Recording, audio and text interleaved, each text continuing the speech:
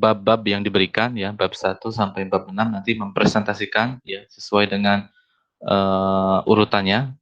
Ya, bab 1, bab 2, bab 3, bab 4, bab 5, 6 jika memungkinkan ya. Karena kita memiliki waktu yang terbatas juga, 2 SKS ya. Nanti teknisnya ya presentasi saja ya, Pak Lukman ya. Betul, Kemudian Pak nanti Dian. setelah presentasi nanti kita sedikit ulas ya apa yang disampaikan oleh presenter ya atau penyaji dari tiap-tiap bab. Oke, ya baik, setuju Pak Dian. Ya. Kita mulai saja Pak Dian. Silahkan. Kita mulai dari bab 1 ya, Bu Roslin ya. Bu Roslin hadir ya di sini. Hadir Pak. Ya, Bu Roslin silahkan membawakan atau membahas ya bab 1. Ya. Ya. PowerPoint-nya boleh. Perlu ada ya, PowerPoint-nya boleh di-share. Mohon izin ya Pak, share. Ya, silakan. Bapak boleh perlu ada timekeeper-nya nggak Pak?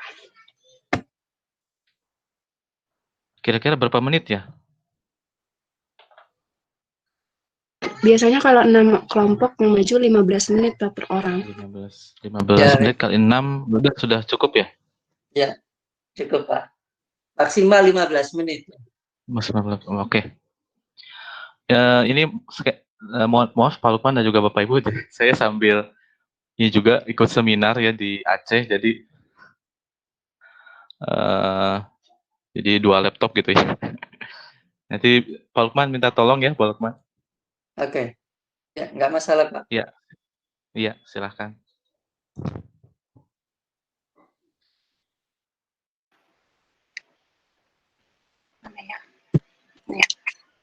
Mau tanya sudah muncul nggak ya Bapak Ibu? Ibu? Silakan Ibu. Oh ya, terima kasih Pak Lukman. Ya, selamat pagi Pak Lukman, Pak Tian, dan Bapak Ibu sekalian. Saya Roslin. Pada hari ini saya akan mempresentasikan filsafat ilmu bab 1 yang berjudul Sebuah Kritik Terhadap Absolutis dalam Filsafat Matematika. Jadi secara tradisional, filsafat matematika bertujuan untuk memberikan dasar kepastian pengetahuan matematika. Nah, berdasarkan perspektif epistemologis, pandangan terhadap kebenaran matematika terbagi menjadi 2, yaitu pandangan absolutis dan pandangan validilis. Absolutis memandang bahwa kebenaran matematika itu adalah mutlak, pasti, objektif, dan tidak perlu dipertanyakan lagi. Sebaliknya, validilis berpandangan bahwa matematika itu adalah kebenaran yang dapat diperbaiki. Nah, sekarang kita akan membahas hakikat pengetahuan matematika.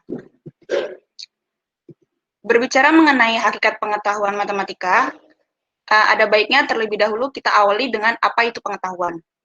Nah, pengetahuan itu merupakan kepercayaan yang dibenarkan, terdiri dari proposisi yang diterima, di mana terdapat alasan yang cukup untuk menyatakannya. Pengetahuan terbagi ke dalam 2 kategori. Yang pertama, pengetahuan a priori, yaitu pengetahuan yang didasarkan atas dasar penalaran saja tanpa observasi. Yang kedua adalah pengetahuan a posteriori, yaitu pengetahuan yang didasarkan pada pengalaman atau observasi.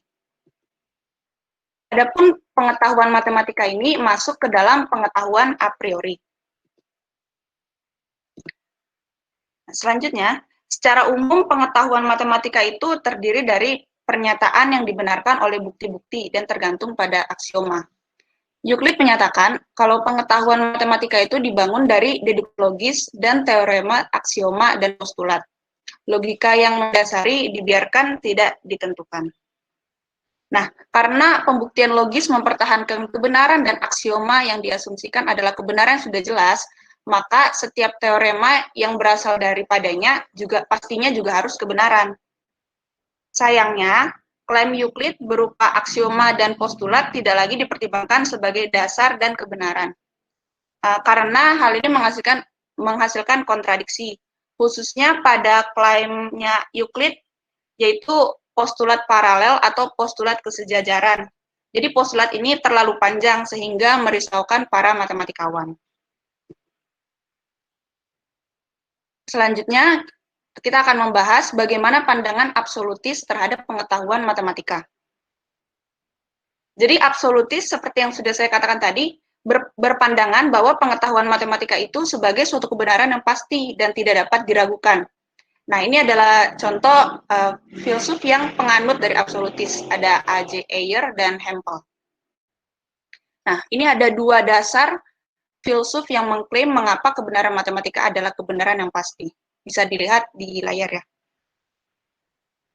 Jadi mereka berpendapat jika setiap mereka berpendapat setiap pernyataan dalam sebuah pembuktian deduktif itu termasuk kesimpulannya adalah benar. Nah, sedangkan ini pandangan absolutis berdasarkan dua tipe asumsi. Ada asumsi mikro, yaitu matematika yang berkaitan dengan asumsi, dan yang kedua logika berkaitan dengan asumsi aksioma serta sintaksnya. Yang selanjutnya ada asumsi makro, yaitu apakah deduksi logis cukup untuk membangun seluruh kebenaran matematika. Namun sayangnya, pandangan absolutis ini mengalami masalah di awal ke-20 ketika muncul anatomi dan kontradiksi. Masalahnya ini terdapat pada hukum dasar yang kelima, di mana hukum ini yang selama ini dikenal sebagai dasar pengetahuan matematika, ternyata dianggap tidak konsisten. Nah, penemuan ini berimplikasi buruk pada pandangan absolutis. Jika matematika itu pasti dan semua teoremanya pasti, bagaimana bisa dapat terjadi kontradiksi di antara teorema-teoremanya itu? Nah, masa krisis ini kemudian menghasilkan pengembangan sejumlah aliran dalam filsafat matematika yang bertujuan untuk menjelaskan kembali hakikat pengetahuan matematika dan membangun kembali kepastiannya. Ketiga aliran itu kita kenal sebagai logisisme, formalisme, dan konstruktivisme. Ini aliran pertama adalah logisisme. Mereka menganggap kalau matematika murni sebagai bagian dari logika. Jadi logisisme ini ada dua klaimnya, bisa dilihat di layar. Jadi mereka klaimnya ini ditolak karena ada ini keberatan terhadap paham logisisme ini. Nah, karena logisisme ini ditolak, nah lalu muncul lagi ada namanya paham formalisme, yaitu matematika sebagai suatu permainan formal yang tidak bermakna dengan tulisan pada kertas yang mengikuti aturan. Jadi mereka mengeluarkan dua klaim seperti yang ada bisa Bapak Ibu lihat di layar, namun sayangnya klaim ini kembali ditolak. Jadi itu berdasarkan teorema ketidaklengkapan Gödel. Nah, formalisme ditolak, kemudian muncul lagi yang ketiga, yaitu konstruktivisme, atau bisa disebut juga sebagai intuisionisme. Jadi mereka berpandangan bahwa kebenaran matematika dan kebenaran objeknya harus dibangun dengan metode konstruktif. Jadi klaim intuisionisme ini ada dua, jadi tesis positif dan tesis negatif. Namun sayangnya lagi klaim ini juga tetap ditolak. Nah, sekarang saya akan membahas bagaimana kritik valibilis terhadap pandangan absolutis. Tadi kita sudah tahu kalau pandangan valibilis itu, maksud saya paham valibilis itu yang berpandangan kalau matematika itu adalah kebenarannya dapat diperbaiki. Jadi ini adalah kritik valibilis terhadap absolutis. Ada 4 asumsi. Yang asumsi pertama, bukti-bukti matematikawan sebagai jaminan untuk menyatakan teorema pada prinsipnya itu sebenarnya dapat diterjemahkan ke dalam pembuktian formal yang ketat. Kemudian asumsi B, itu pembuktian formal yang ketat tadi dapat diperiksa kebenarannya. Lalu asumsi C, teori-teori matematika dapat secara valid diterjemahkan ke dalam kumpulan aksioma formal. Dan asumsi D, konsistensi dari representasi pada asumsi C tadi dapat diperiksa.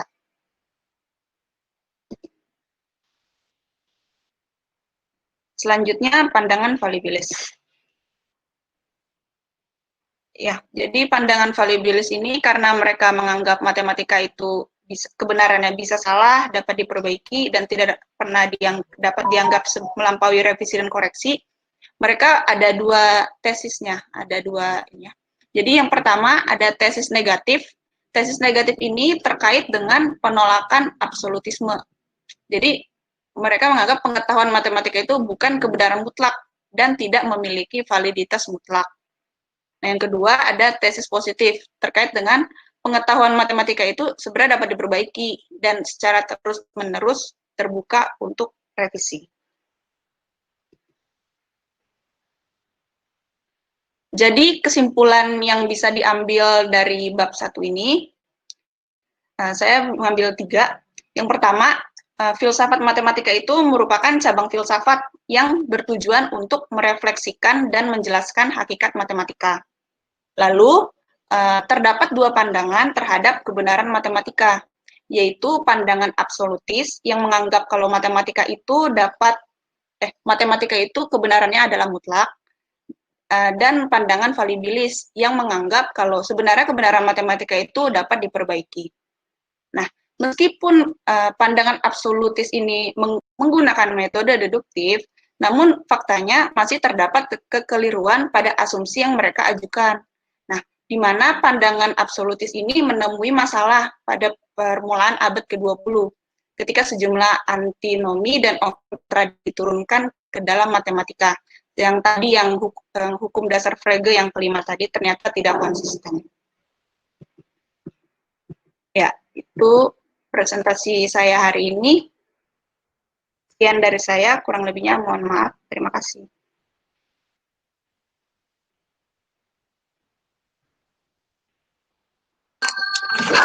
Baik, silakan Pak Tian. Halo, Pak Lukman. Oke, silakan jawab Pak Tian, silakan. Saya lihat tadi. Silakan jawab. Teruskan Pak Tian. Ini kita setelah ini bagaimana Pak Lukman? Langsung ke presentasi kedua atau kita bahas sedikit nih Pak Lukman? Ini aja. Kalau saran saya sih terus. Kalau Pak Tian punya saran gimana? Mungkin dari Pak Lukman ada ingin menyampaikan terkait bab 1 ini terkait kritik terhadap absolutis dalam filsafat matematika ini, Pak Lukman. Sedikit saja mungkin dari Pak Lukman. Oke, baik. Nah, ini adalah memang perkembangan terkait dengan matematika ya. Jadi ada beberapa pandangan-pandangan munculnya teori-teori matematika ya, baik tadi disebut teori-teori, ada formalis, ada dan macam-macam seperti itu ya. Dan mereka pun bertentangan pada awalnya, seperti itu ya. Dan juga nanti pada akhirnya pun juga demikian, gitu ya. Nanti di buku tersebut dibahas seperti itu ya, sampai di pertengahannya, di pertengahan bab adanya pertentangan itu terkait dengan teori-teori matematika. Ya. Dan itu adalah suatu batas kewajaran untuk dalam dunia ilmiah. Jadi ada perbedaan-perbedaan seperti itu. Ya, itu yang harus kita sikapi, gitu ya. Jadi adanya suatu perbedaan-perbedaan yang ilmiah dalam pemikiran-pemikiran itu tidak apa-apa. Itu kan begini ya, dari jurnal satu ke jurnal yang lain, mereka saling mengklaim bahwa teorinya itu kurang tepat, yang seharusnya seperti ini dan seterusnya seperti itu.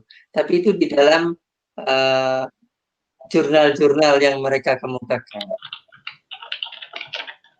sehingga adanya suatu diskusi ya dari jurnal terus menerus, gitu ya. Sampai akhirnya sampai sekarang ini ada juga teori yang awalnya itu dianggap salah. Itu teorinya nih, teori graf ya, teori graf masuk dalam subbab teori graf ya, tapi bukan teori grafnya yang salah waktu itu ya, yang dikemukakan gitu. Orangnya masih muda, ya usianya sekitar 20-an gitu. Maaf saya lupa namanya. Yang waktu itu dikatakan salah ya. Namun beberapa tahun setelah meninggal, setelah anak itu meninggal, lalu dikaji lagi bahwa yang disampaikan itu adalah benar. Nah, seperti itulah perkembangan ilmu pengetahuan. Seperti itu. Jadi Bapak dan Ibu sekalian, ya sudah memang sudah mulai ya Bapak dan Ibu sekalian untuk mengungkapkan atau berani menyampaikan suatu pendapat seperti itu ya. Jadi sebenarnya kalau saya sendiri walaupun masih S1 pun itu menyampaikan suatu pendapat pun tidak apa-apa, suatu teori katakan begitu ya, tapi ya memang harus ada dasar dari pemikiran tertentu ya, seperti itu. Kalau dari filsafatnya kan sedemikian ya. Karena memang kita membahas terkait dengan filsafat, perkembangan asal mula ilmu pengetahuan itu seperti itu. Itu ya, ada perbedaan. Nanti akan ketemu titik temunya. Kalaupun tidak seperti itu, nanti akan jalan dengan sendiri-sendirinya. Seperti halnya metodologi penelitian. Kalau dulu metodologi penelitian itu ada kualitatif dan ada kuantitatif. Ya, berkembang sendiri-sendiri. Lalu yang kualitatif, kelompok yang kualitatif mengklaim bahwa dirinya adalah yang benar, sedangkan yang kuanti adalah yang kurang benar. Begitu juga sebaliknya. Namun dalam perkembangan akhirnya ada suatu kelompok yang akhirnya menggabungkan keduanya. Akhirnya ya sebenarnya memang masing-masing mempunyai tujuan-tujuan masing-masing. Tidak bisa menyalahkan satu dengan yang lain. Itu kalau dalam penelitian. Pun juga dalam dalam matematika terkait dengan teori-teori tersebut. Akhirnya berkembang nanti sendiri-sendiri. Mungkin saudara tahu tentang ini perhitungan di kalau dulu Uni Soviet apa Rusia ya, itu matematikanya agak berbeda dengan matematika yang kita pelajari. Informasi yang saya dengar itu seperti itu terkait beberapa hal. Mungkin nanti Pak Dian mungkin tahu juga gitu terkait dengan perhitungan sudut kalau nggak salah ya, itu berbeda. Namun ketika disalahkan, ini cerita juga terkait dengan filsafat ya. Ketika disalahkan bahwa itu adalah menyalahi aturan, beliau menyampaikan bahwa dengan perhitungan itu kami ini orang Rusia ya waktu itu menyampaikan kami bisa datang ke bulan lebih dahulu, gitu. Neil Armstrong itu ingat saya gitu atau orang Rusia atau Uni Soviet ya, kan sama saja ya Rusia kan sama Uni Soviet. Betul begitu Pak Dian? Iya Pak Lukman. Nah, itu nyampe dulu ke dengan perhitungan-perhitungan yang dianggap oleh kelompok lain itu salah. Namun beliau menyampaikan bahwa yang nyampe ke bulan lebih dulu adalah orang dari kami, seperti itu. Nah, seperti itulah ya. Jadi memang perkembangan ilmu-ilmu. Namun ada hal-hal yang memang kalau dalam matematika secara umum itu yang harus dipegang, yaitu terkait dengan kekonsistenan. Itu yang tidak bisa diubah-ubah. Jadi matematika itu memang tadi sudah disinggung terkait dengan simbol-simbol seperti itu. Namun tetap harus konsisten. Seperti itu. Itu ulasan sedikit terkait dengan bab 1 di materi ini, Pak Tian. Mungkin Pak Tian ingin menambahkan? Ya, sedikit saja ya.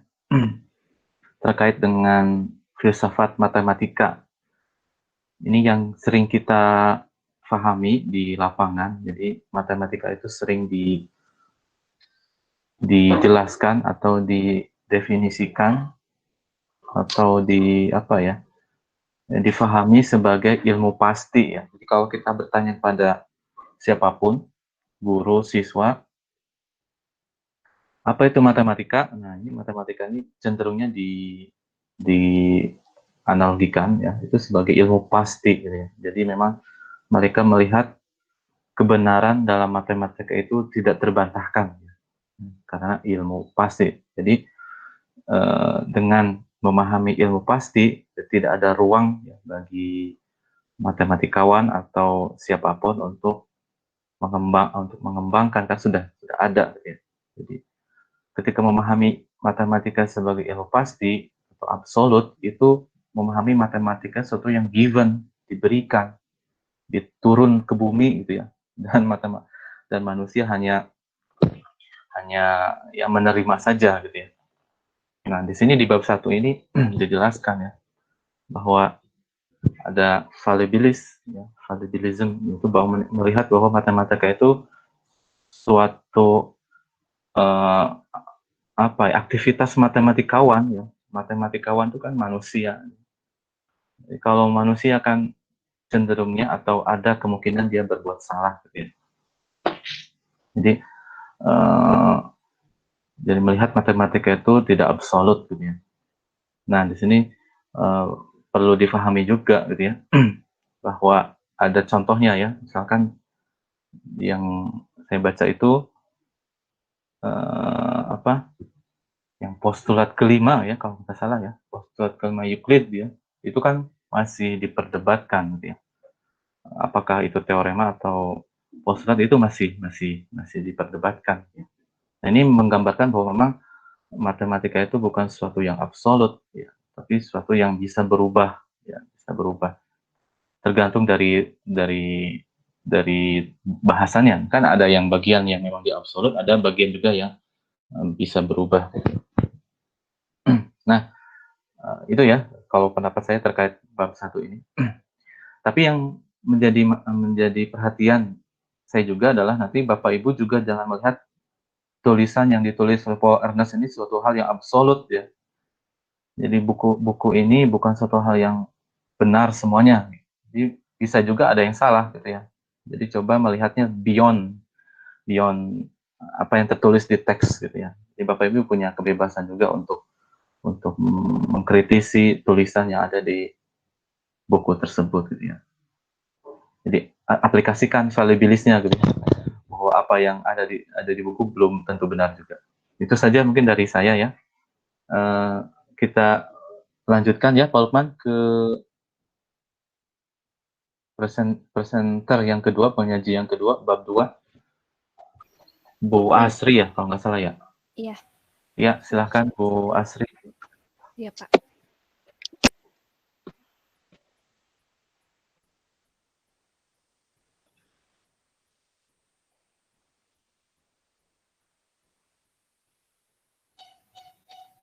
Sudah terdengar ya? Sudah terlihat ya, Pak?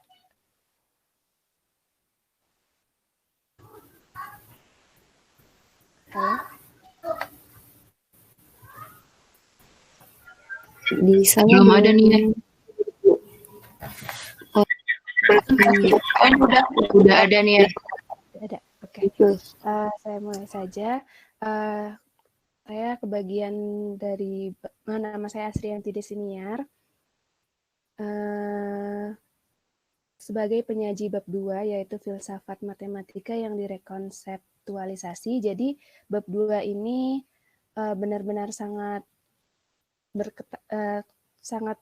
berhubungan sama yang bab 1. Jadi lebih ke selanjutnya tuh apa? Kayak gini, jadi latar belakangnya. Pengetahuan matematika adalah himpunan kebenaran, seperti yang tadi dijelaskan, ada pandangan absolut. Nah, peran dari filsafat matematika ini adalah untuk memikirkan dan memberi satu penjelasan dari sifat dasar matematika. Nah, rumusan masalah dari bab 2 ini tuh ada 2, yaitu bagaimana wilayah filsafat matematika, jadi nanti ada pembagiannya. Lalu ada juga bagaimana pengujian lebih lanjut kelompok filosofis. Ada beberapa kelompok yang akan dipaparkan di sini.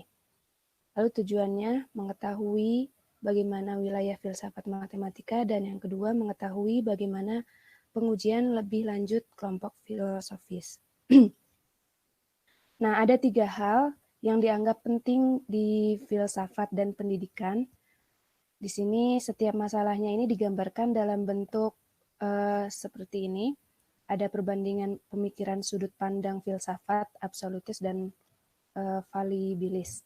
Yang pertama itu ada perbedaan antara pengetahuan sebagai produk akhir yang sebagian besarnya itu diwujudkan dalam bentuk dalil-dalil dengan kegiatan memahami atau kegiatan mencari pengetahuan. Lalu yang kedua, ada perbedaan antara matematika sebagai pengetahuan yang berdiri sendiri dan bebas, nilainya itu dengan matematika sebagai sesuatu yang berhubungan dan menjadi bagian yang tidak dapat dipisahkan dari jaringan ilmu pengetahuan manusia. Lalu yang ketiga, perbedaan ini memisahkan pandangan matematika sebagai ilmu yang objektif dan bebas. Nilainya itu hanya berfokus pada logika internalnya sendiri, dengan memandang matematika sebagai bagian yang menyatu dengan budaya manusia. Dan oleh karena itu dipengaruhi oleh nilai-nilai manusia seperti halnya wilayah dan pengetahuan lainnya. Oke. Ini kriteria ketercukupan suatu filsafat matematika itu harus memenuhi yang ini. Suatu filsafat matematika seharusnya menjelaskan yang pertama, pengetahuan matematikanya berdasarkan sifatnya dan dasar kebenarannya atau asalnya. Lalu yang kedua itu objek matematika, terdiri dari sifat dan asal muasal mereka. Yang ketiga, aplikasi-aplikasi matematikanya, memuat efektivitas di dalam pengetahuan, teknologi, dan bidang-bidang lain. Lalu yang keempat, praktek matematikanya, berupa aktivitas dari para ahli matematika, baik yang saat ini maupun di masa lampau. Nah, kriteria ini, keempat ini itu seharusnya digunakan untuk filsafat matematika manapun. Oke, ini yang pertama itu kelompok absolutis. Sebenarnya sudah dijelaskan di sebelumnya, juga ada, tapi dibahas lagi di sini. Dalam bab sebelumnya, kami memandang pengikut aliran logis, formalis, dan intuisionis itu adalah pengikut aliran kemutlakan. Kami telah memberikan contoh kegagalan pemikiran aliran ini, dan kami juga telah membuktikan ketidaktepatan aliran absolutis untuk filsafat matematika. Berdasarkan pada kriteria yang tadi dijelaskan, dapat diberikan kritik lebih lanjut terkait dengan ketidaksesuaian aliran ini sebagai filsafat matematika. Nah, adanya kelompok progresif absolutisme yang selanjutnya itu, dia lebih memandang dari sudut pandang aliran absolutis matematika sebagai akibat dari upaya manusia untuk mencari kebenaran pada hasilnya. Filsafat absolutis progresif ini yang pertama itu menerima penciptaan dan perubahan teori-teori aksiomatis yang kebenarannya hampir dianggap mutlak. Yang kedua, mengetahui bahwa kebenaran matematika formal karena intuisi matematika diperlukan sebagai dasar dari penciptaan teori. Lalu yang ketiga itu mengakui aktivitas manusia dan akibatnya dalam penciptaan pengetahuan dan teori-teori baru. Lalu yang berikutnya ada Platonisme. Platonisme itu apa? Dia adalah pandangan bahwa objek matematika memiliki eksistensi objektif yang nyata dalam beberapa wilayah ideal. Nah, Platonisme ini dengan jelas memberikan pemecahan terhadap persoalan objektivitas matematika. Lalu ada konvensionalisme.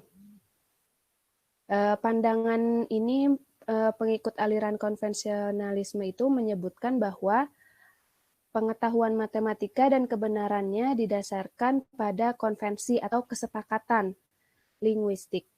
Atau lebih jauhnya lagi, kebenaran logika itu dan matematikanya memiliki sifat analitis, benar karena ada hubungan nilai dan makna istilah yang digunakan.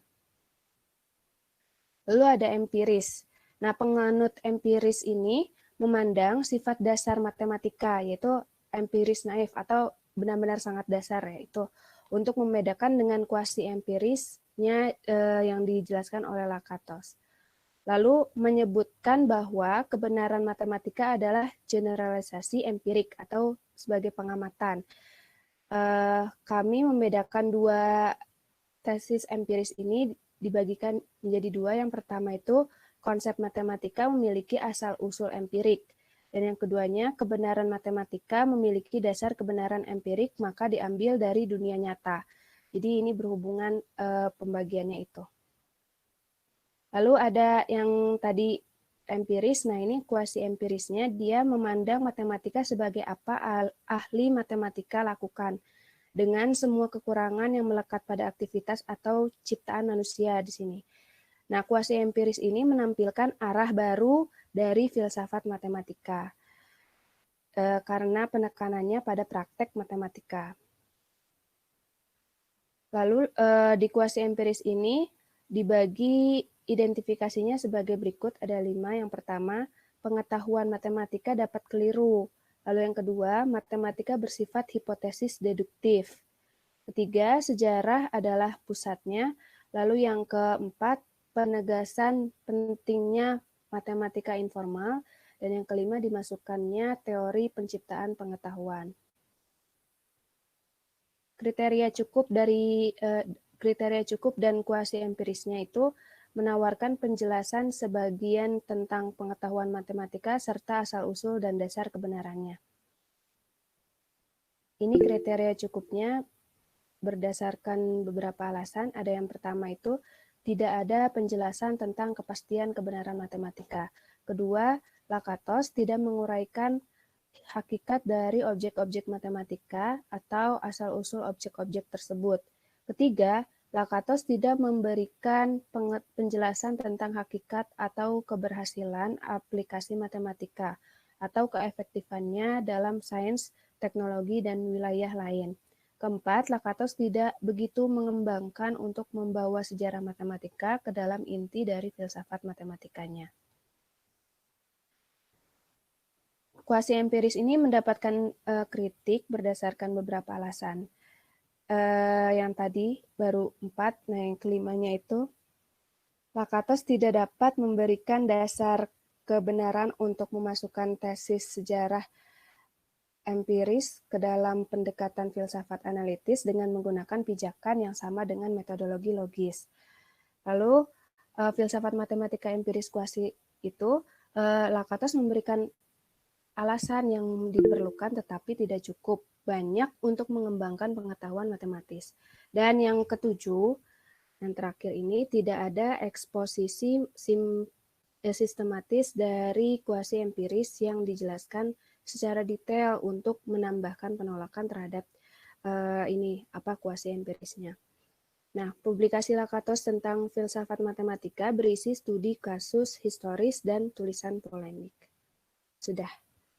Segitu dari saya. Terima kasih. Saya serahkan lagi kepada Bapak Tian.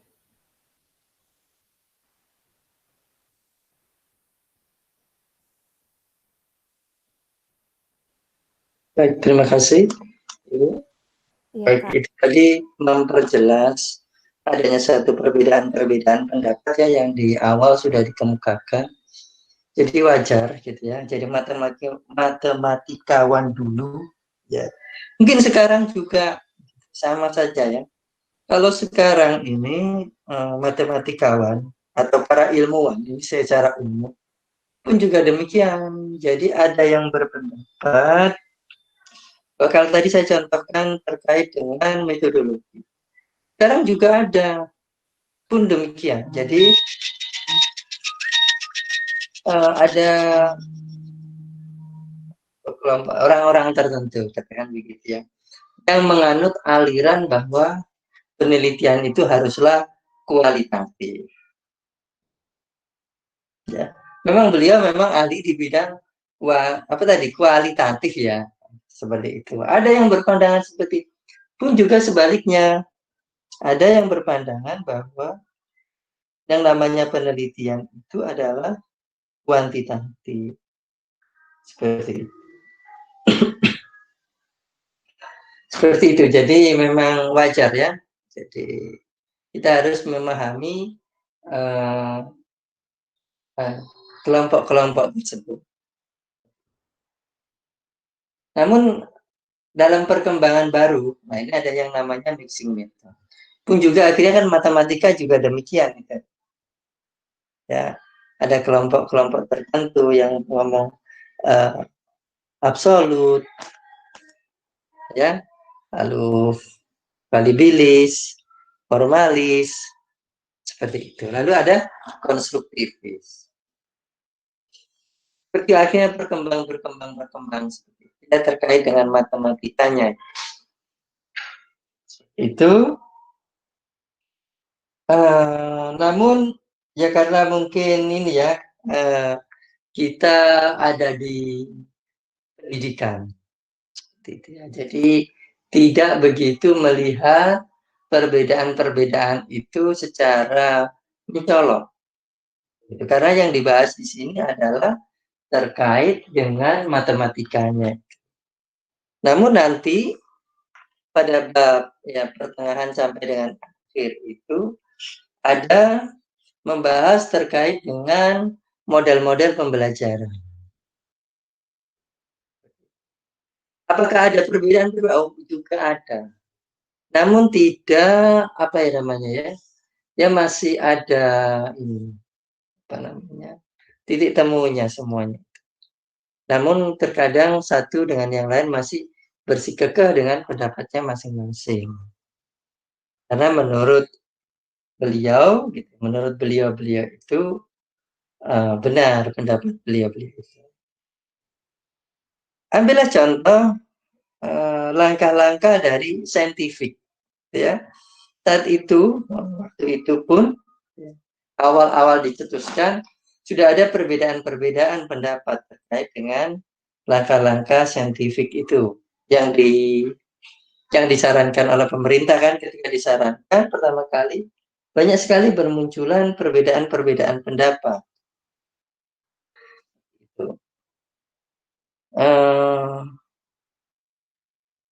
Saya pun begitu ya,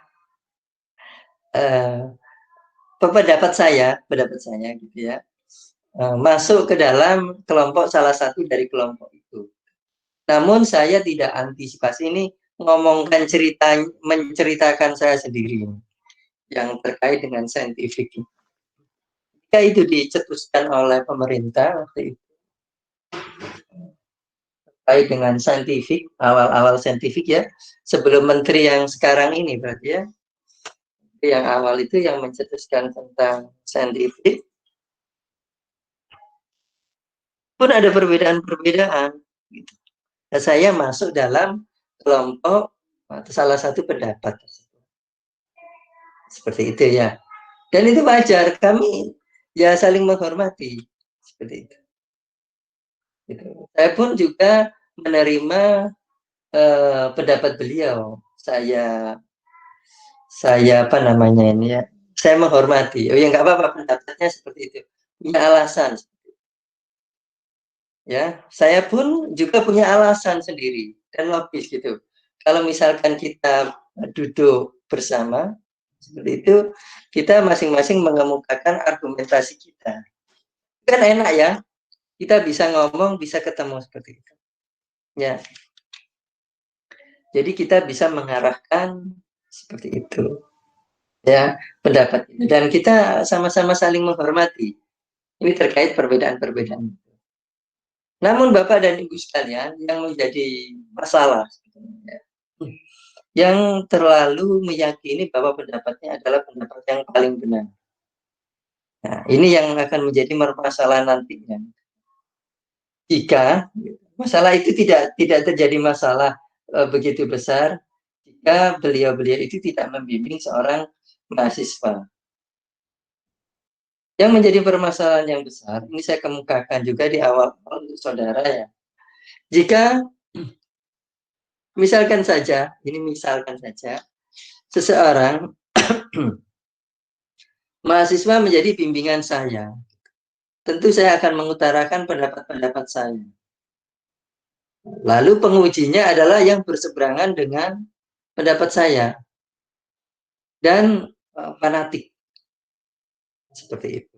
Andaikan seperti ini saya menceritakan ini andaikan. Ya. Namun di UNJ ini saya kok belum melihat seperti itu ya. Jadi kefanatikan itu. Kalau perbedaan-perbedaan ada, tapi kita masih bisa saling menghormati satu dengan yang lain. Seperti itu. Gitu ya kalau kita berdiskusi ya. Sehingga yang seperti itu akhirnya yang kasihan adalah mahasiswanya. Seperti itu. Ketika diuji. Ambillah contoh sekarang gini. Yang memang sudah merupakan perbedaan sejak lama ya sebenarnya. Ya. Terkait dengan dalam eksperimen penelitian kuantitatif ya. Ada yang menyarankan, ada sebagian pendapat, ada yang berpendapat bahwa penelitian itu harus dilakukan oleh atau dijalankan oleh orang lain, sedangkan peneliti sebagai observer. Itu pendapat yang satu. Dengan alasan untuk menghindari bias. Karena dalam penelitian kuantitatif itu instrumen-instrumennya sudah disusun dengan baik. Ini saya kemukakan ya. Perlu buat saudara. Lalu sebagian yang berpendapat lagi bahwa syarat tadi ya, syarat ada dua ya, orang lain juga dan ini selain orang lain terus ini kelas kontrol dan kelas eksperimen itu orangnya berbeda. Nah, di titik situlah ya, orang yang berbeda itulah ya. Karena berpendapat bahwa tidak ada manusia itu yang sama persis. Memang benar itu alasannya. Oh, maaf, ini yang berpendapat bahwa selain orang lain tadi itu, ya, terus juga orang yang berbeda ya, orang yang sama, karena tidak ada perbedaan, tidak ada orang yang sama persis. Jadi menguji kelas kontrol dan kelas eksperimen, melihat kelas eksperimen seperti apa, kelas kontrol seperti apa. Sehingga sebagian yang berpendapat bahwa orangnya harus sama, dilakukan oleh orang yang sama, karena tidak ada orang yang sama persis, kan harus homogen. Lalu yang berpendapat yang lain ini sama-sama kuanti ya. Itu kalau tadi itu sama, ini orangnya berbeda untuk menghindari bias. Nah, kalau tadi itu homogen yang ditinjau, kalau sekarang untuk menghindari bias. Biasnya itu dikhawatirkan kalau orang satu yang melaksanakan pada kelas eksperimen itu dibaik-baikkan, sedangkan di kelas kontrol itu dilakukan biasa-biasa saja. Itu biasnya di sana. Nah, masing-masing punya alasan yang kuat ini. Nah, di sanalah perbedaannya. Untuk bidang kuantitatif saja. Nah, seperti itu saudara-saudara ya, perbedaan-perbedaan. Lalu bagaimana kita menyikapi gitu ya? Nah, seperti itu ya. Kalau saya gitu ya, saya tidak fanatik salah satu atau keduanya ya. Jadi saya lihat. Tentu saya juga punya pendapat gitu ya. Saya punya pendapat. Namun saya tidak fanatik harus harus berbeda ataukah harus sama. Saya lihat dulu keadaan atau situasinya. Apakah harus dilakukan sendiri? Apakah harus dilakukan oleh orang lain? Ataukah harus sama ataukah berbeda? Seperti itu saya lihat dulu secara menyeluruh, baru akhirnya saya putuskan dengan alasan-alasan tertentu. Oke, itu sedikit gambaran tentang perbedaan-perbedaan dalam dunia pendidikan dan riset ya. Oke, silakan dilanjutkan untuk yang ketiga. Pak Tian sedang presentasi, jadi silakan dilanjutkan saja. Mungkin nanti setelah beliau presentasi bisa memberikan ulasan terkait dengan materi yang kedua dan seterusnya. Silakan untuk yang ketiga yang bertugas. Iya, baik Pak. Sebentar mohon izin share. Silakan Pak.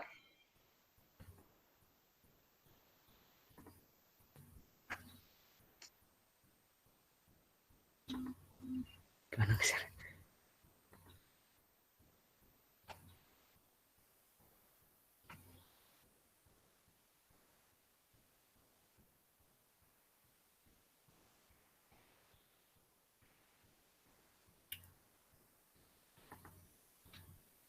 Sudah terlihat belum ya? Belum Pak. Belum.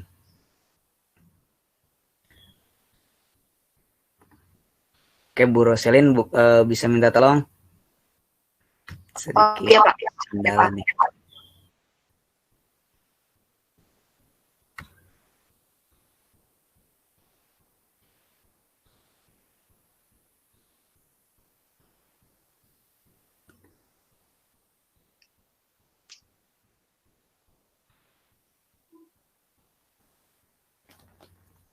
Oke, baik. Terima kasih sebelumnya. Assalamualaikum warahmatullahi wabarakatuh, Bapak Ibu guru sekalian. Warahmatullahi wabarakatuh. Waalaikumsalam warahmatullahi wabarakatuh. Selamat pagi menjelang siang. Terima kasih Bu Roselin telah share screen-nya. Oke, pembahasan di bab ketiga ini terkait tentang konstruktivisme sosial sebagai filsafat matematik. Oke, next.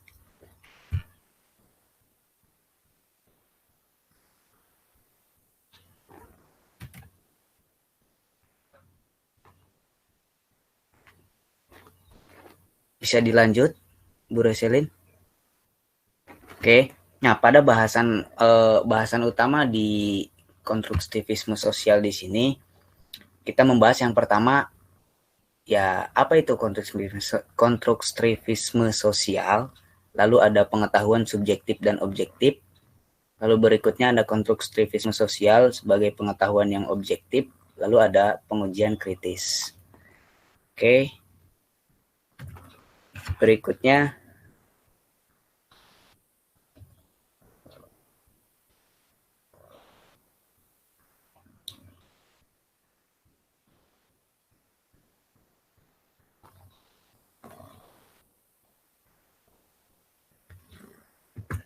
bisa dilanjut, Bu Roselin?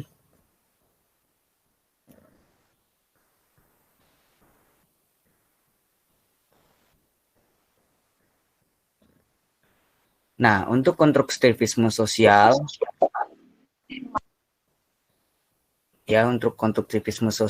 di sini merupakan perluasan dan perpaduan antara konvensionalisme dan juga kuasi empirisme. Pada konvensionalisme itu terlihat nanti sebagai konvensi atau kesepakatan linguistik.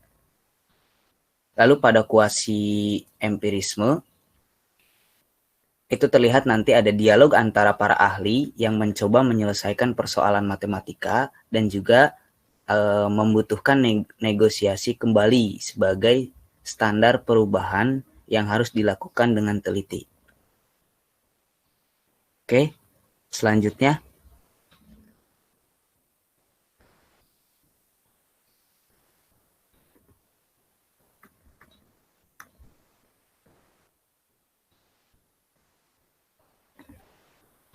Dasar untuk menggambarkan pengetahuan matematika sebagai konstruktivisme sosial pada pembahasan bab 3 di sini.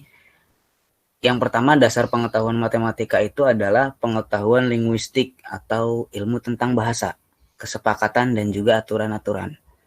Lalu berikutnya, proses sosial interpersonal itu diperlukan untuk mengubah pengetahuan matematika yang subjektif individu diterima menjadi pengetahuan matematika objektif setelah publikasi. Lalu berikutnya, objektivitas itu sendiri akan dipahami sebagai sosial. Oke, next.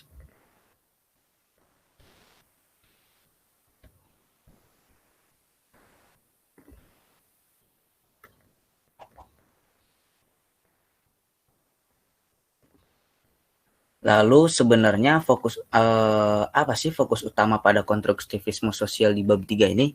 Nah, jadi konstruktivisme sosialnya itu adalah asal-usul pengetahuan matematika. Nah, di sini yang pertama, sebagai pengetahuan subjektif. Nah, pengetahuan matematika yang baru dari pembentukan pribadi seorang individu.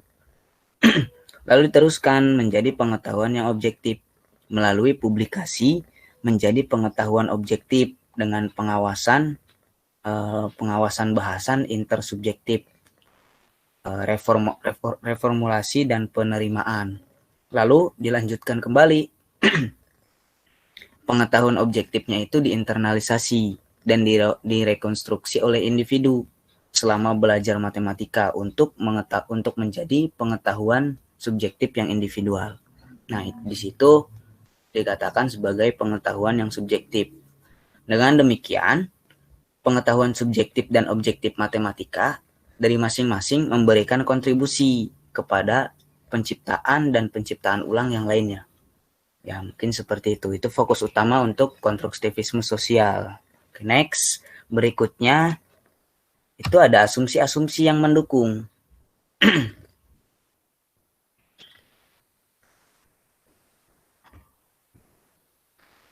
Ada asumsi yang mendukung dalam konstruktivisme sosial untuk menciptakan pengetahuan matematika. Jadi nanti ada beberapa hal. Jadi yang pertama, seorang individu memiliki pengetahuan subjektif tentang matematik. Lalu yang kedua, publikasi adalah perlu, tetapi tidak cukup agar pengetahuan subjektifnya itu menjadi pengetahuan objektif matematika. Berikutnya, untuk melalui heuristik Lakatos, pengetahuan yang telah dipublikasikan menjadi pengetahuan objektif matematika. Nah, nanti heuristik Lakatos di slide berikutnya akan dijelaskan. Lalu heuristik ini tergantung pada kriteria objektif. Untuk heuristik Lakatos, oke, next.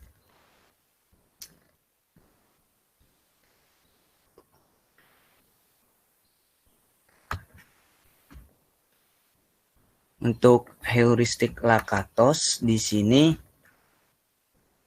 Imre Lakatos mengkaji tentang scientific research, program yang berisi langkah metodologis yang menuju teori ilmiah. Nah, Lakatos pun mengusulkan sejumlah pengetahuan matematik yang didasarkan pada ide heuristik.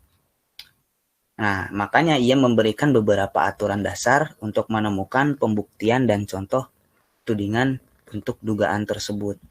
Nah, itu menurut Imre Lakatos. Makanya nanti itu dikatakan heuristik Lakatos. Oke, untuk asumsi berikutnya. Oke, bisa next.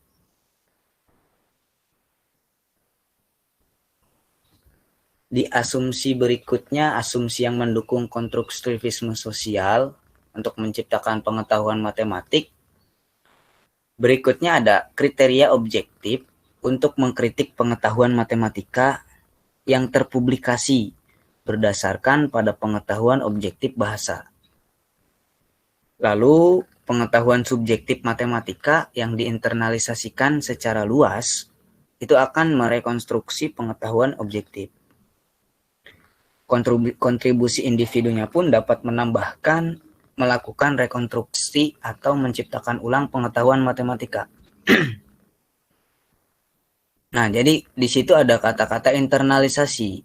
Jadi di poin yang tengah di situ ada kata-kata internalisasi. Internalisasi di situ merupakan proses memasukkan nilai-nilai sosial ke dalam pemikiran atau pandangan hidup seseorang. Jadi itu di situ untuk kemudian ditelaah dan diamalkan kembali oleh seseorang tersebut. Nah, itu merupakan beberapa asumsi yang mendukung konstruktivisme sosial dalam menciptakan pengetahuan matematika. Oke, next.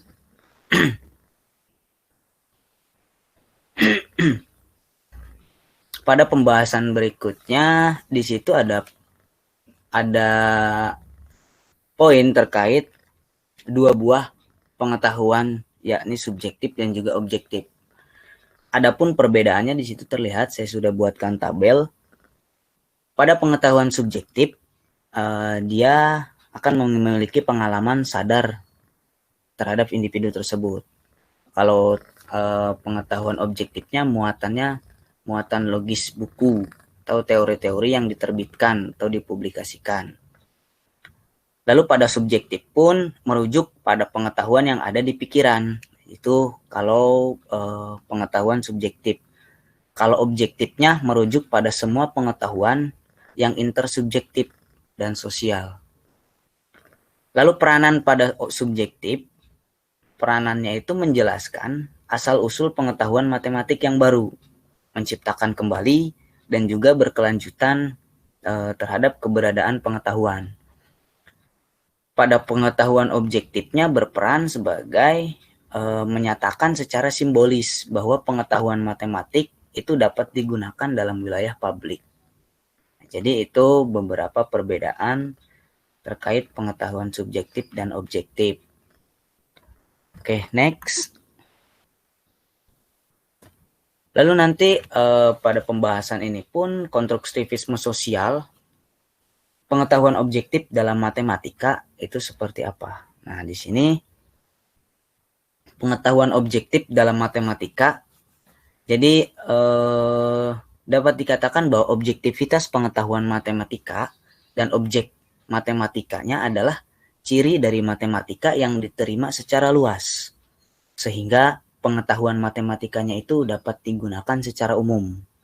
Nah, di sini jadi cirinya itu matematikanya dapat diterima secara luas, itu objektivitas dalam matematika.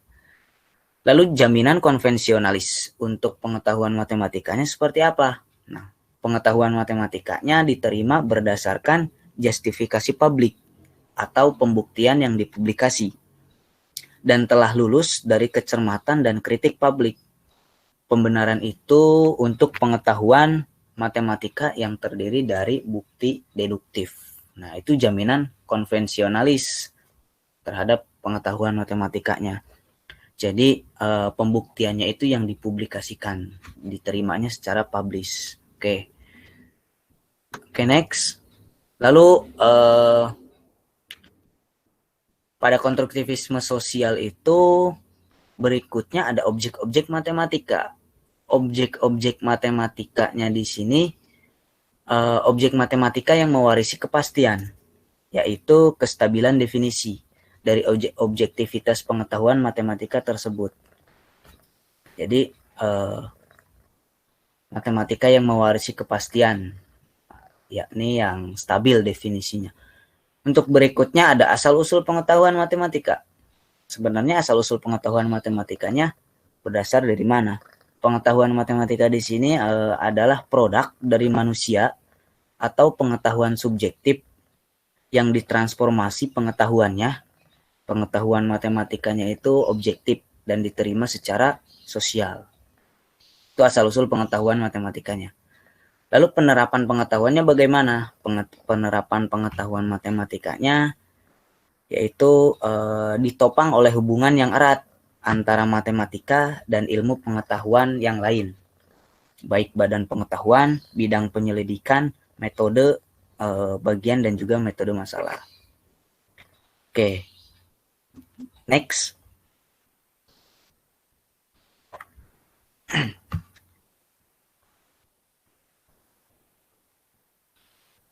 Oke, bisa lanjutkan. Lalu pada berikutnya itu pengujian kritis terhadap konstruktivisme sosial. Di sini terdapat kritikan yang terhadap pengetahuan matematika sebagai konstruktivisme sosial. Nah, kritikan di sini yang pertama, matematika adalah sembarang. Matematika adalah sembarang. Opininya sembarang karena berpijak pada kesepakatan dan aturan linguistik. Nah, itu kenapa dikatakan sembarang, ya mungkin beropini bahwa pijakannya itu hanya pada kesepakatan dan juga linguistik. Lalu yang kedua, fakta. Faktanya bahasa matematika beroperasi dalam batasan-batasan yang ketat, dilakukan oleh realita dan komunikasi interpersonal. Aturan dan kesepakatan bersama adalah bagian dari teori empiris yang tidak dibuat-buat dalam realita dan kehidupan sosial. Jadi dapat dikatakan bahwa pengetahuan matematika itu tidak sembarang. Itu faktanya. Ya, itu kritikan yang pertama. Oke, next.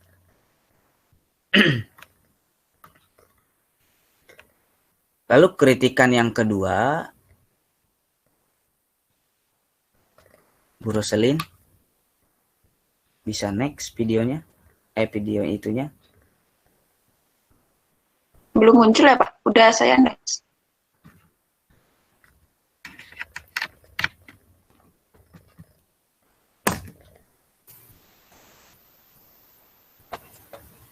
Nah, untuk yang kedua. Untuk yang kedua, kritisi yang kedua terhadap pengujian kritis terhadap pengetahuan matematika sebagai konstruktivisme sosial, yaitu matematika adalah relatif. Opininya relatif karena bersandar pada keyakinan satu kelompok manusia. Jadi hanya bersandar pada keyakinan satu kelompok. Namun faktanya matematika melalui bahasa harus memberikan gambaran yang layak sebagai aspek empiris dan realitas sosial. Lebih lanjutnya, matematika bukan hanya memiliki kaki yang berakar pada realitas, tetapi bagian atasnya pun harus bertahan pada prosedur yang ketat dengan pembenaran publik dan juga kritik. Nah, berdasarkan penerapan secara menyeluruh dari prinsip-prinsip tersebut, jadi matematika tidak hanya bersandar pada keyakinan satu kelompok. Nah, di situ faktanya kontradiksi terhadap opini tersebut. Gitu. Oke, next. Lalu kegagalan konstruktivisme sosial untuk menentukan sembarang kelompok sosial. Nah, kegagalan yang pertama, filosofis menentukan kelompok-kelompok sosial atau dinamika sosial, bahkan saat menerima penerimaan pengetahuan objektif sekalipun. Gitu. Lalu mekanisme sosial yang terlibat dalam objektivitas di dalam penerimaan pengetahuan matematika. Ini kegagalan yang kedua. Yang ketiga, analisis konseptual dan elaborasinya dari wilayah itu tetap dalam filsafatnya tetap. Itu kegagalan konstruktivisme untuk menentukan sembarang kelompok sosial. Oke, berikutnya next. Berikutnya ada konstruktivisme sosial mengasumsikan bahasa alam yang unik. Bahasa alam yang unik di sini matematika didasarkan pada bahasa-bahasa dengan logika yang berbeda secara signifikan dan filter struktural. Itu. Yang kedua, penutur bahasa asli yang bahasanya berbeda jauh dalam logika dan fitur struktural yang baik harus diperoleh bahasa kedua atau merekonstruksi pemahaman mereka sendiri dalam rangka untuk belajar matematika barat yang akademik itu. Tuh, ini konstruktivisme sosial yang mengasumsikan bahasa alam yang unik. Oke, next. Lalu ada keberatan-keberatan yang muncul sebelumnya. Nah, sebelumnya itu ada beberapa keberatan. Beberapa keberatan. Yang pertama, penerimaan sosial berbeda dengan objektivitas. Sifat penting objektivitas. Yang kedua, keberadaan objektif dalam matematika berarti konsisten postulable-nya. Lalu yang ketiga, penafsiran sosialnya itu untuk memberikan penjelasan tentang hakikat pada objektivitas dalam matematika. Poin yang kedua, konstruktivisme sosial tidak cukup untuk menjamin pengetahuan matematis. Nah, kenapa? Di sini subpoinnya, pengetahuan matematika dibenarkan sebagai pengetahuan hipotetiko-deduktif, yang dalam kasus pengetahuannya yang diperoleh melibatkan suatu bukti. Tuh. Nah, ini keberatan-keberatan yang muncul sebelumnya. Oke, next, lanjutannya konstruktivisme sosial itu mencampur adukan konteks penemuan dan pembenaran yang dilakukan kesalahan psikologisme.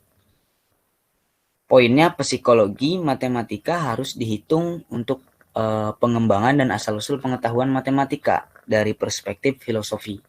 Lalu yang kedua, pengetahuan subjektif berdasarkan penyelidikan filosofi dan tidak perlu mengarah pada psikologi. Poin berikutnya, pemikiran dan pengetahuan subjektif harus disertakan dalam pernyataan konstruktivitas sosial. Nah, itu konstruktivisme sosial yang mencampur adukan konteks penemuan dan pembenaran dan melakukan kesalahan psikologisme. Oke, baik. Sehingga dalam pembahasan ini, konstruktivisme sosial dapat disimpulkan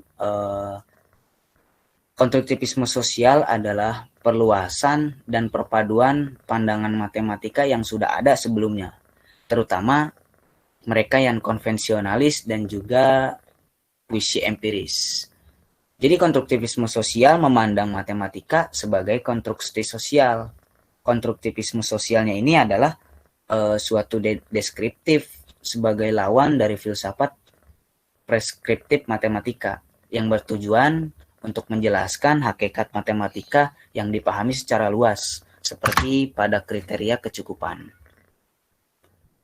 Nah, itu mungkin sekian dari saya terkait konstruktivisme sosial.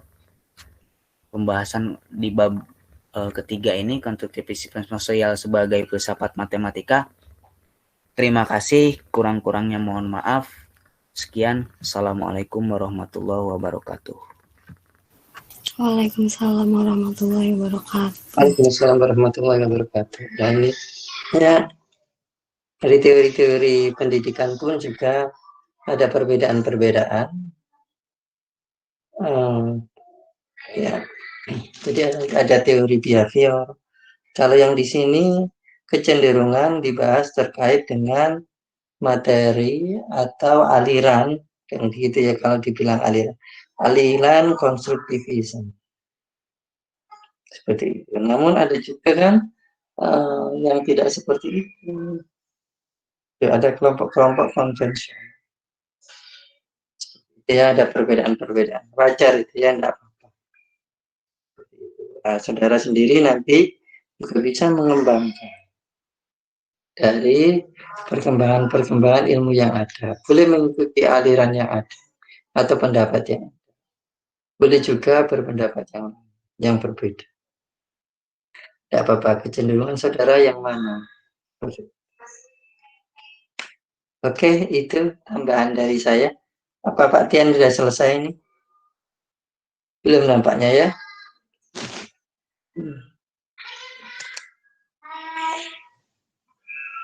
Pak Tian malah keluar ini. Oke, ada ya. Oke, ya mungkin Pak Tian masih tanya jawab atau bagaimana. Baik, silakan dilanjutkan yang keempat.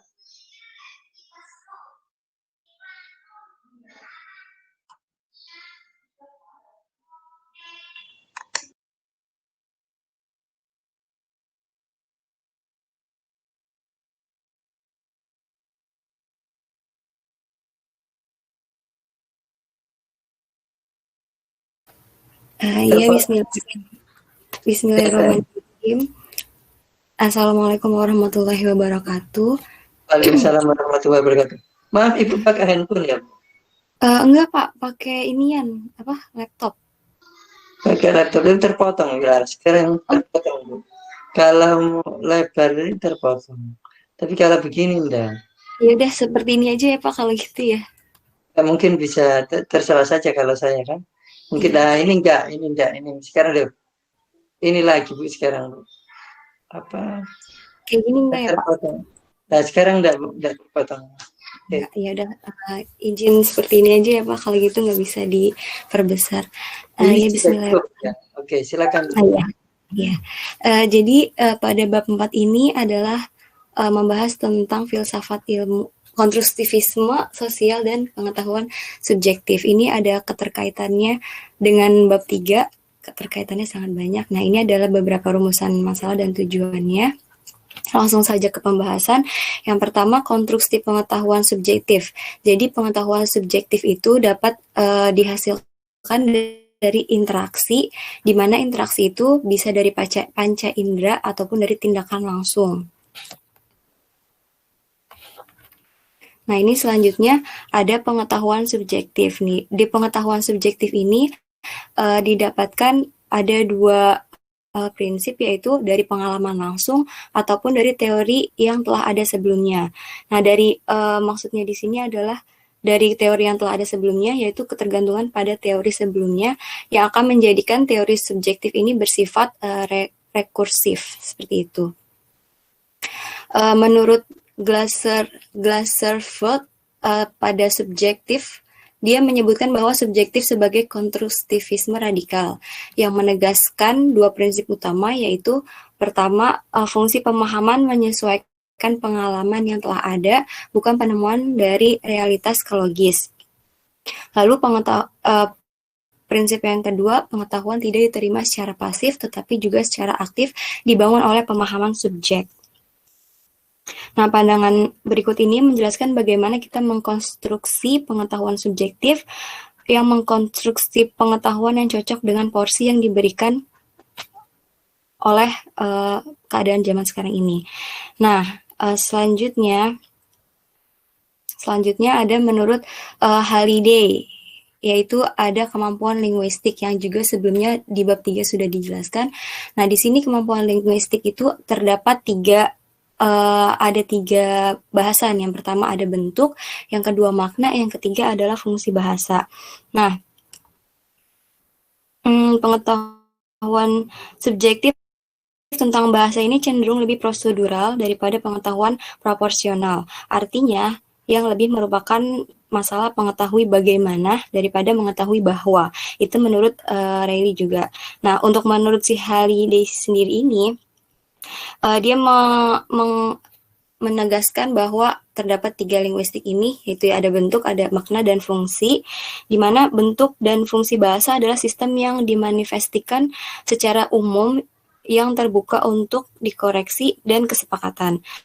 Sementara sistem makna adalah dia bentuknya pribadi. Nah, di sini ada pemerolehan pengetahuan, yaitu ada dua pengetahuan. Yang pertama ada konstruktif aktif pengetahuan, yang kedua ada pengalaman interaksi. Nah, pengalaman dan interaksi ini dengan dunia fisik dan sosial, baik dalam tindakan fisik dan mode pembicaraan. Pengalaman ini digunakan sebagai pengetahuan, akan tetapi pengalaman ini tidak sesuai dengan hasil yang dimaksudkan dan dirasakan. Menurut salah satu ahli, itu menjelaskan bahwa teori ini sebagai sifat tradik yang untuk pengetahuan manusia. Struktur pengetahuan subjektif yang oleh karena itu dalam konstruksi subjektif sendiri itu berfungsi sebagai model yang layak yang telah dibentuk melalui adaptasi pada perlawanan dari dunia dan melalui negosiasi dalam interaksi sosial. Nah, selanjutnya perkembangan pengetahuan subjektif itu dapat diambil dari interaksi, dan interaksi sendiri itu melalui komunikasi linguistik. Ini alurnya untuk dapat perkembangan pengetahuan subjektif. Nah, dalam epistemologi konstruktivisme, dia biasanya itu kan kalau pembelajaran itu diakuisisi, diajarkan dan ditransmisi.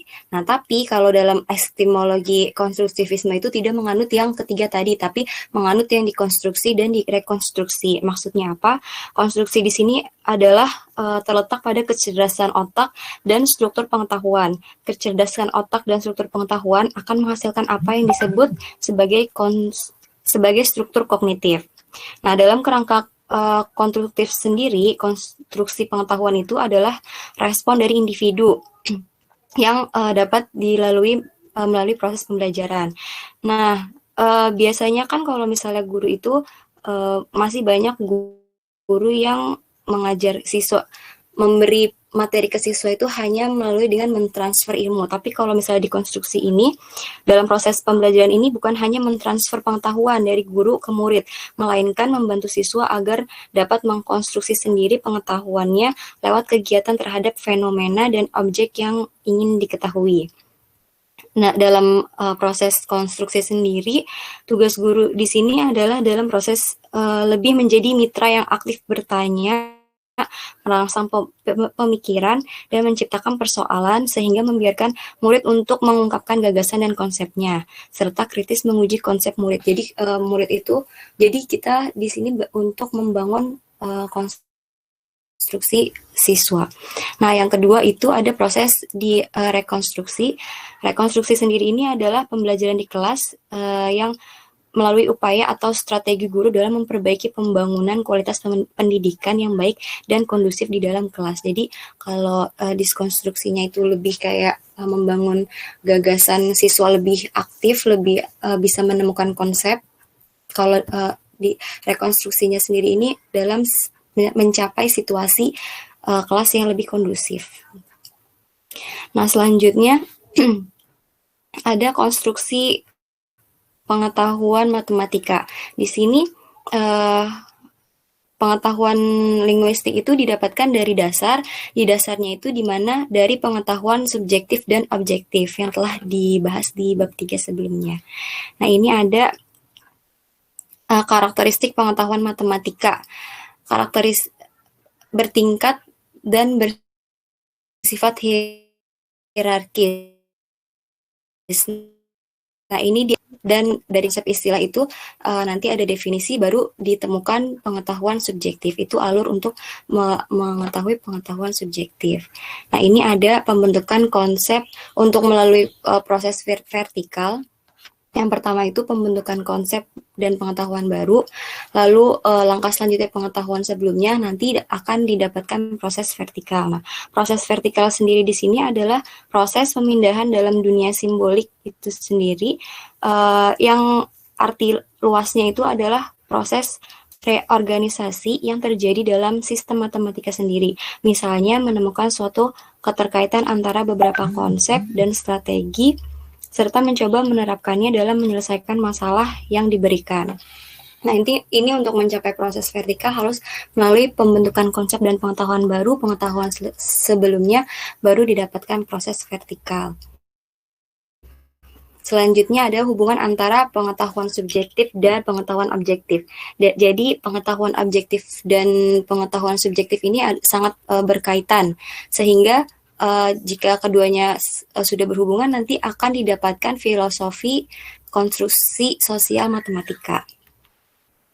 Selanjutnya pandangan konstruktivis sosial menyebutkan bahwa objektif matematika adalah sosial.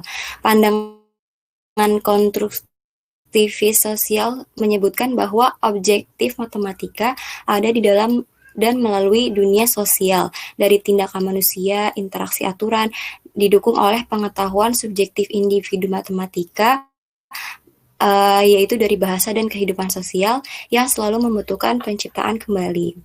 Lalu ada pandangan epistemologi menurut Scheffler, yaitu dapat diartikan secara logis mendirikan pengetahuan objektif pada pengetahuan subjektif. Itu adalah pandangan epistemologi. Yang selanjutnya ada pandangan konstruktivis sosial matematika, yaitu menempatkan subjektif dan objektif pengetahuan dalam posisi saling mendukung dan tergantung.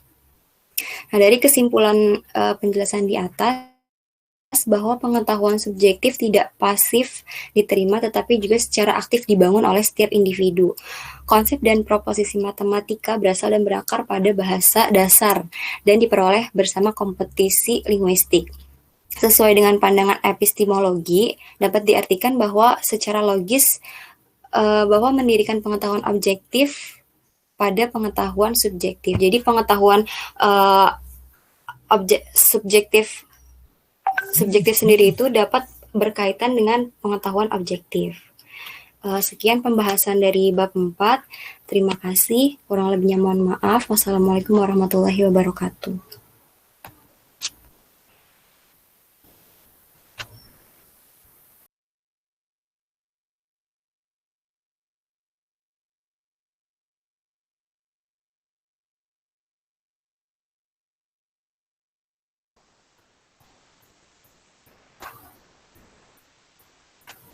Pak Lukman, maaf ya, bab penjelasan tentang bab 4 sudah selesai, Pak.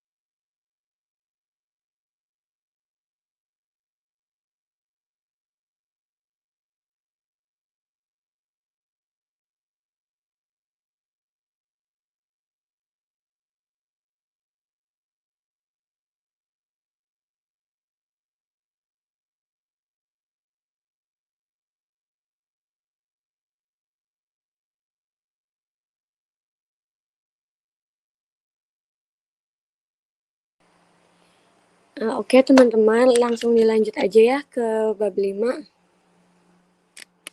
Gimana? Bagaimana Pak Lukman?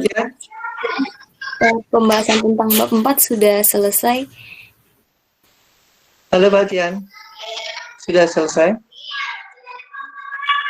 Oke, baik. Ya itu tadi ya. Pada buku ini atau pada materi yang kita bahas ini membahas tentang teori-teori konstruktivis. Ya. Di sini dibahas nanti akan berkembang tentang akan muncul teori-teori atau terkait munculnya awal mula munculnya teori konstruktivisme. Nah, nanti itu akan kita bahas pada bab berikutnya bagaimana seperti itu. Nanti akan juga muncul model-model pembelajaran dari peristiwa-peristiwa atau kejadian-kejadian yang ada di di suatu negara. Nah, kalau di buku itu dikembangkan dari kejadian-kejadian atau perkembangan-perkembangan di Inggris. Akhirnya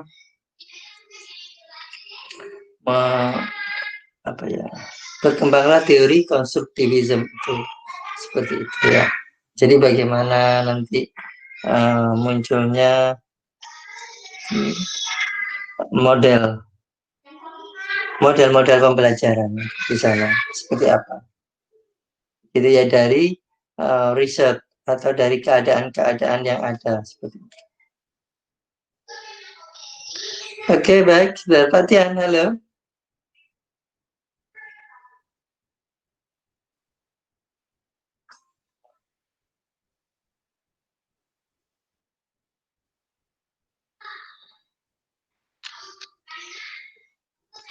Ini dilanjutkan atau diakhiri gitu.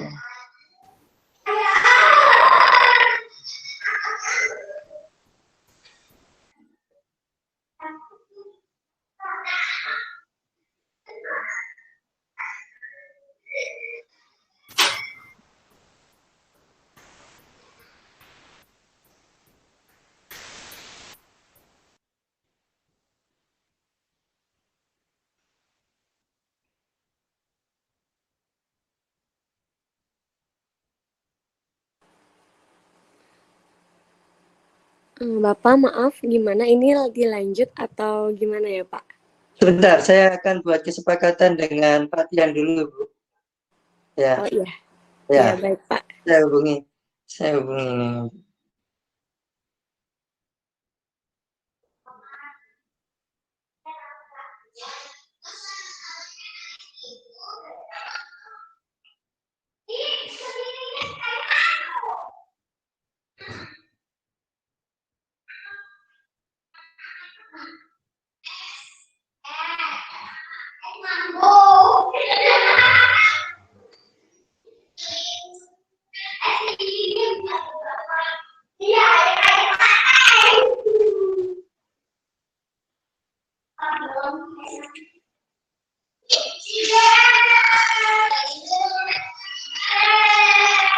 Oke, saya menunggu balasan dari Pak Tian.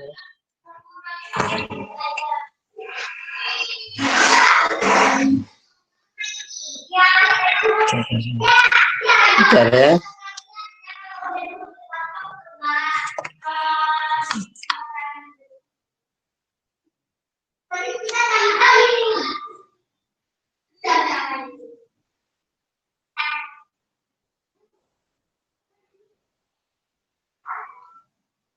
Gitu ya Bapak, dan kalau saya nunggu Pak Tian dulu ya. Kalau saya cenderung kita akhiri, lalu pekan depan kita lanjutkan lagi untuk presentasi yang belum. Halo, Pak Lukman. Oke, gimana Pak Tian? Mohon maaf. Saya lagi. Ya, sudah selesai atau Pak Tian masih harus presentasi atau? Sudah presentasi, saya lagi bertanya, lagi mendengar jawaban dari presenter yang lain. Tapi tidak apa-apa. Mungkin gimana Pak Lukman tadi? Kita akhiri, mengingat memang waktunya sudah hampir zuhur. Ataukah kita lanjutkan, atau kita lanjutkan setelah zuhur, ataukah kita lanjutkan pekan depan? Kalau pekan depan libur ya Pak Lukman ya? Iya, gitu ya. Mungkin usul saya, karena ini kan mahasiswa ada 11 ya, jadi kita sebetulnya masih punya 2 pertemuan yang kosong gitu ya. 2 pertemuan yang kosong, mungkin yang sekarang itu dibagi 2 gitu Pak Lukman. Jadi diakhiri saja, nanti 2 minggu lagi kita ketemu lagi Pak Lukman ya. Bagaimana? Oh gitu, ya. Boleh, tidak apa-apa Pak. Hari libur itu kita, karena kita ini online ya, kita kuliah saja juga nggak apa-apa Pak ya. Iya. Atau kita nanti musyawarah lah ya. Sementara berarti kita break dulu ya. Iya. Apakah minggu depan kita kuliah ataukah bukan lagi? Gitu ya Pak Tian? Iya. Oke, begitu Bapak dan Ibu sekalian. Karena memang kelas online kita diizinkan ya Pak Tian ya. Seingat saya kita diizinkan, walaupun hari libur pun kita diizinkan untuk memberikan kuliah. Karena kita punya ruangan tersendiri kan ya di sini. Ya masing-masing begitu. Oke. Ya intinya tidak apa-apa Bapak dan Ibu sekalian, hari libur pun asalkan kita bersepakat gitu ya, tidak semuanya, tidak ada halangan ya, boleh kita mengadakan perkuliahan di hari libur gitu. Begitu Bapak dan Ibu sekalian. Baik, kalau begitu kita akhiri saja ya untuk pertemuan hari ini. Baik, Insya Allah pekan depan. Lalu Pak Tian, ini ya, untuk materi-materi yang diskusi di Google Classroom dilanjutkan atau bagaimana Pak Tian? Maksudnya berhenti dulu ya, atau masih jalan lanjut materi berikutnya?